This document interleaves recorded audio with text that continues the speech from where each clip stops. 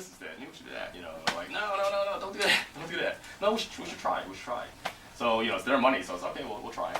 But, you know, we didn't really agree with it. So after we bought, like, about 100 houses for them, we decided not to, you know, go any further with them. And so we bought about 100 houses in about 6 months in Kansas City. This is about a year and a half to 2 years ago. At that time, on any given day on the MLS, you could find like more than 300 properties available in Kansas City under $30,000. So literally, it was all you can eat, like whatever. And it was, we just cherry picked our 100 houses out of like, you know, literally hundreds upon hundreds of houses. So we took the cream of the crop, and you know, there were some instances where, like, the properties at this price point is a very unique thing, because you have lenders and asset managers that own these properties, but you know, sometimes they have loans on them for like 50, 60, 70,000, and it doesn't really matter what condition the property is in, because once they foreclose it, they just want their money back. They just want a certain dollar amount back.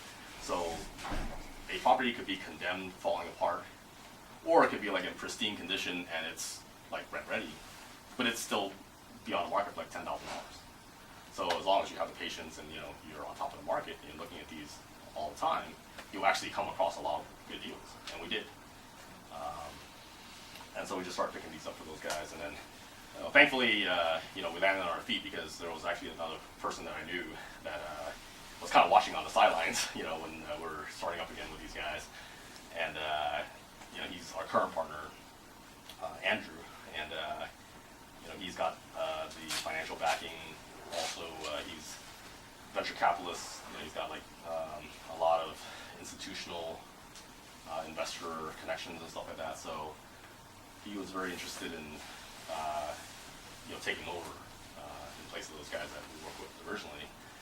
And so, you know, there was still a learning curve again, because, you know, we were out of it for a few years, and to buy 100 houses that were mainly heavy construction, because we bought the cheapest ones first.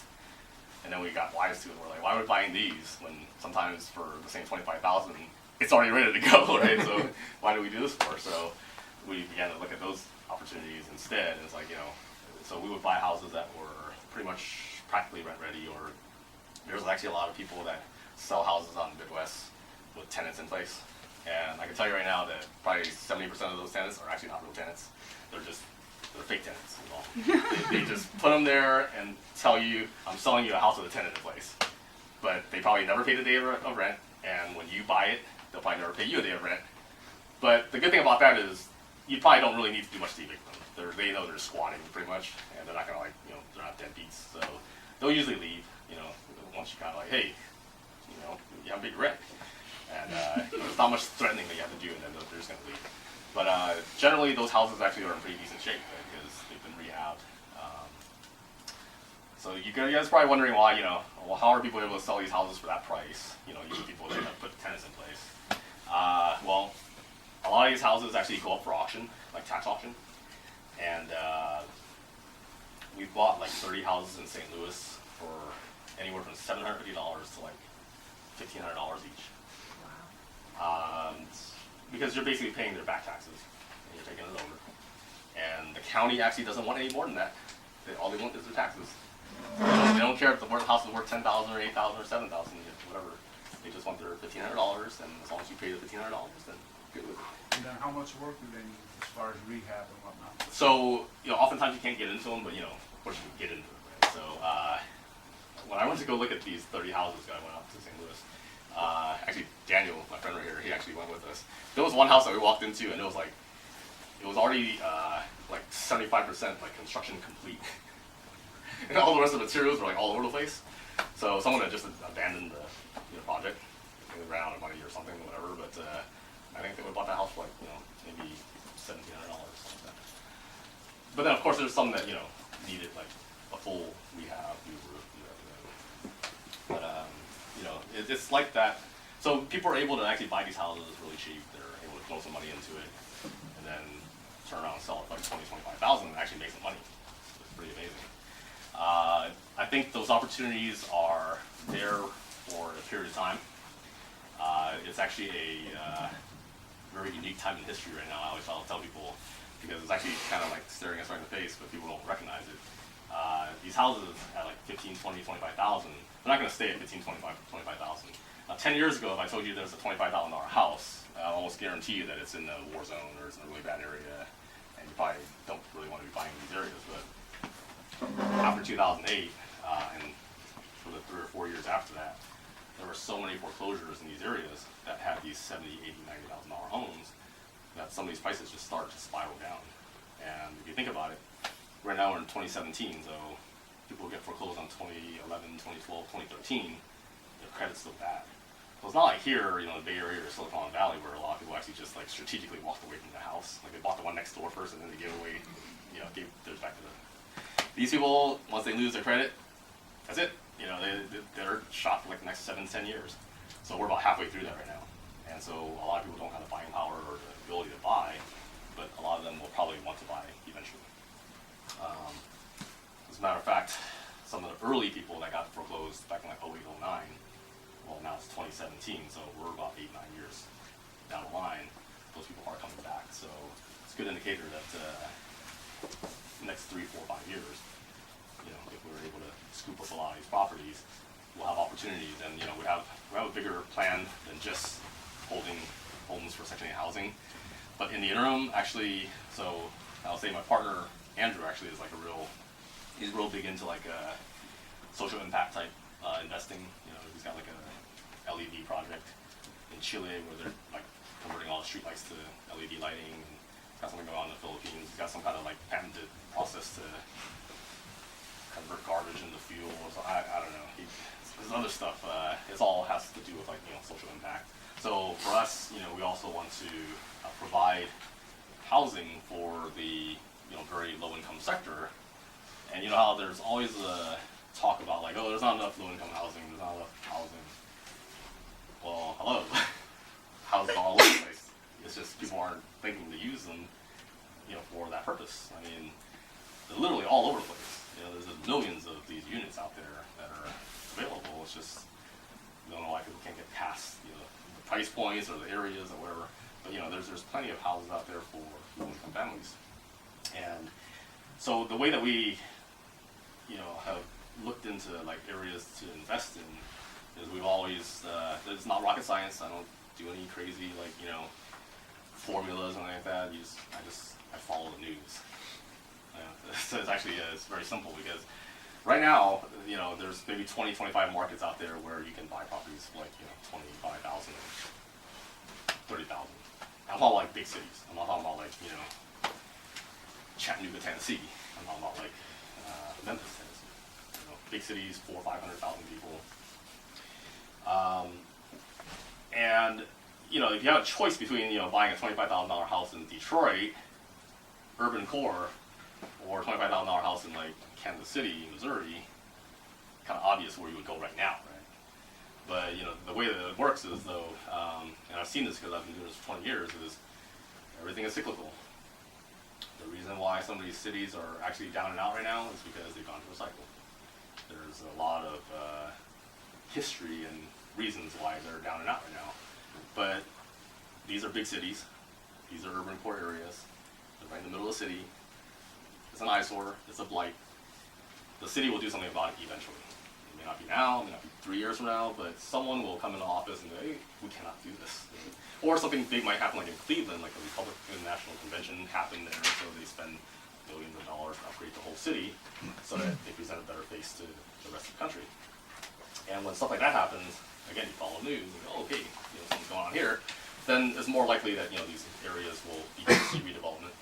But even as natural course, these areas will see redevelopment. And so it's a matter of like, do you want to be at the very beginning or even before that starts, or do you want to be at the kind of like the cusp of it, so that you can actually possibly see some appreciation sooner rather than later. And so we basically the areas that we operate in, like St. Louis, Kansas City, which I think that boat has already floated. It's for the price point that we buy.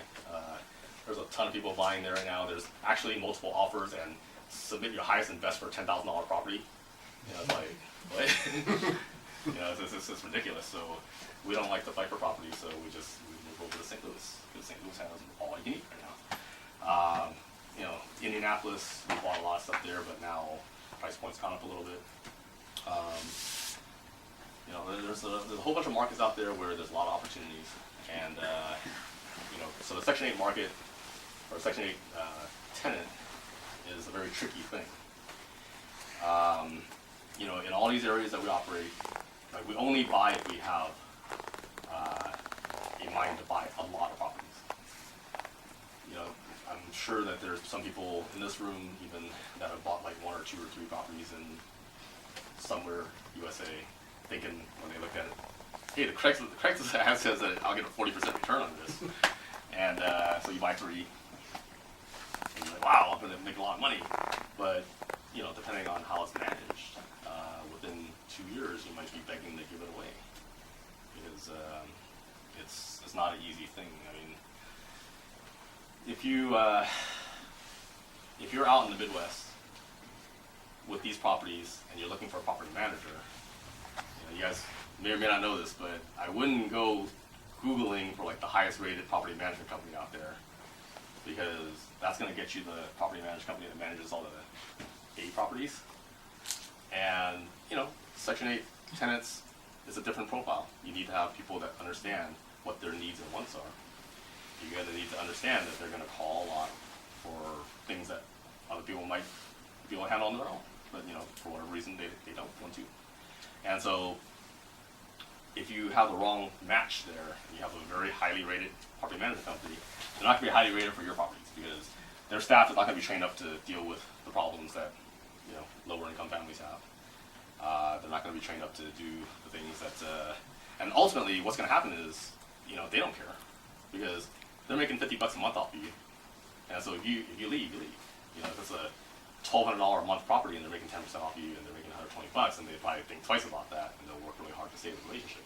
But if you got like 3 Section 8 properties, they won't lose anything if they lose you as an owner. Do you determine if a property becomes Section 8? Like, you submit something to government, or are properties already deemed as Section 8 properties? Actually, I'm sorry. Yeah, I should have started with this. Actually, does everybody know what Section 8 is? Like the program itself and Might be able to explain that. yeah. Yeah. So, Section 8 actually is basically a government subsidized program. HUD actually is top of the list, or at the top of the chart, and they administer like billions of dollars every year, and it actually flows down to like local counties. And in the beginning, in 1937, when the program was created, it was actually like around the Great Depression. So it was actually for people to kind of get back on their feet. Just a temporary solution. You're down and out. There's a place to live. Get back on your feet. Get back out there, and then the next person comes in behind you. Over time, these places, they were basically large apartments and stuff like that, so they became projects because a lot of people stayed in the programs, some all their life, and the government, they're probably not the best handlers of maintaining these buildings and stuff like that, right? So they became dangerous, they became dilapidated, they became whatever, and they started taking a lot of them down. And they also, I think in 1987, they started offering a new program. Now they still had these projects where people could just qualify for Section 8 and then just go straight in for projects, or you can qualify for a housing choice voucher, is what they call it. That's the sexy name for Section 8, housing choice voucher. So what it is the person gets a voucher, and with the voucher, they actually can go to any open market house, any landlord, and say, do you want to take my voucher? So it could be $1 million house, but hey, if I'm a landlord and I don't mind, then it doesn't matter. So what happens is, if I accept your voucher, then the voucher gets processed with the landlord's information, address, and then they'll actually schedule a inspection for the house. So when they inspect the house, they're mainly inspecting for safety issues, because you understand they're either seniors or single mothers with kids. So a lot of it has to do with safety with electrical. If there's more than 3 stairs, you gotta have rails. You can't have in the basements, you can't have the wires hanging low. You can't even have trip hazard from carpet. It can't be a little little bulge or something like that. And you certainly can't have like chip paint. Any chip paint, you gotta make sure before you have a Section 8 inspection that you take care of all of chip paint, because they'll hold you back a long time, because they're gonna then want to inspect the house for that paint. So so yeah, to answer your question, basically houses aren't Section 8 or not Section 8. It's just if a landlord chooses to accept a tenant that is on the program, then the house then gets inspected, and if it passes, then the tenant can move in.